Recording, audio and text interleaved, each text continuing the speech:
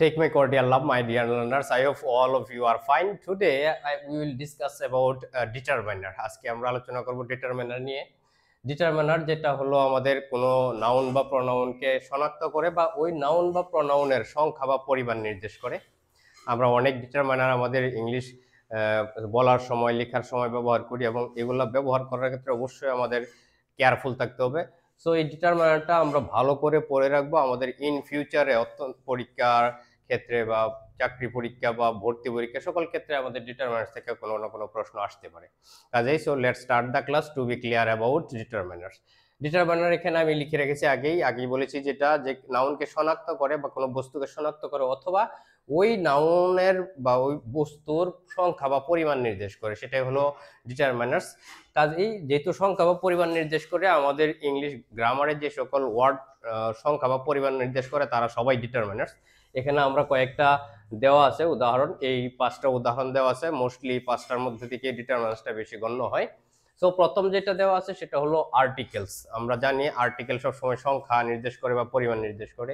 এই A N D এই তিনটাকে আর্টিকেল বলা হবে, অ্যাট দ্য সেম টাইম এটাকে ডিটারমাইনার্সও বলা হবে।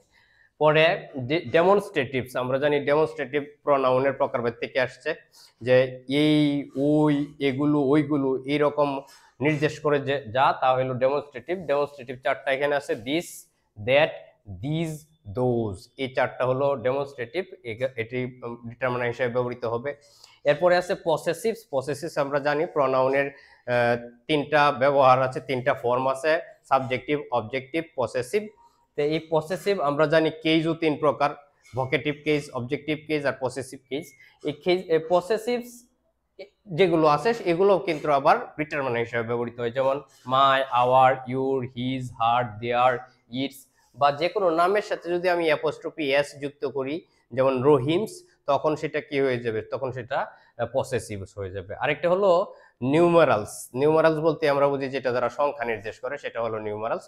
আমরা যখন অ্যাডজেক্টিভের ক্লাসিফিকেশন পড়ছি, অ্যাডজেক্টিভ 4 প্রকার, সেখানে আমাদের 3 নম্বর প্রকারটা আছে যেটা হলো নিউমারাল অ্যাডজেক্টিভ।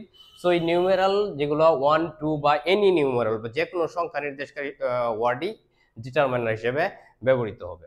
আমাদের লাস্ট যেটা এখানে আমরা লিখে রেখেছি সেটা হলো কোয়ান্টিফায়ার্স, যেটা পরিমাণ নির্দেশ করে। এই কোয়ান্টিফায়ার্সও যেগুলো সকল শব্দগুলো কোয়ান্টিফায়ার্স হিসেবে ব্যবহৃত হয় তারা সবাই আবার ডিটারমিনার হতে পারে। যেমন আমরা অল, বোথ, এনি, নো, সাম, ইচ, মেনি, মাস, লিটল, ফিউ, এভরি, সবগুলো কি করে আমরা পরিমাণটা বা সংখ্যাটা নির্দেশ করে।